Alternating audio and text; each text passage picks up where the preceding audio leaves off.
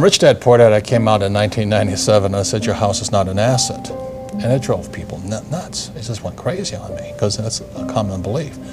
But when you can't make your house payments, you find out it's the biggest liability you got in many of the times. It's turned out to be very much more correct than you even thought. Right. When you look at what's happened to home prices. Right. And Donald and I love real estate. I love real estate. I think it's the best thing going, better than sliced bread.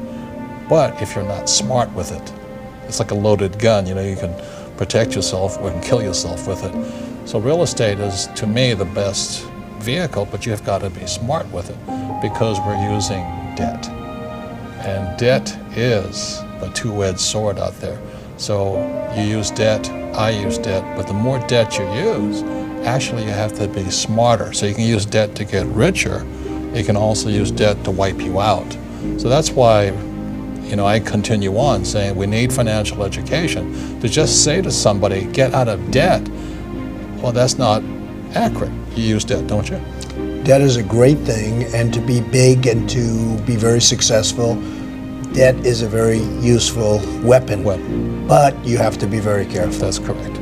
Also, if you don't have the financial education, when somebody says your house is an asset or these mutual funds are good or the stock will go up, and you don't know the difference between a good investment and a bad investment, because real estate can be a bad investment, Absolutely. Stocks can be a bad investment. If you don't know good investment advice from bad investment advice, then you're going to get taken. This world is not kind, should we say.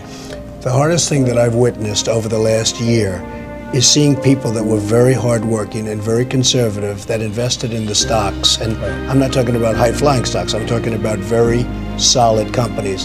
And their net worth is 50% of what it was a year ago, and they haven't done anything wrong. Right. Now, they put their money in stocks, so I guess you could say that's wrong, but it's really not wrong, because historically that's been okay. So they went into conservative stocks, and a year later they're worth 50%, and all they've done is worked.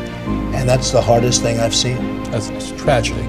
The thing that I want to say is this: you can invest in gold and lose money. You can invest in real estate and lose money. You can lose stocks and lose money. You can invest in oil and lose money. You can also make a lot of money in all those things. So really the reason we get together is because your financial intelligence, your financial IQ makes something valuable or not valuable. Like I said, you have to know a good investment from a bad investment, good advice from bad advice.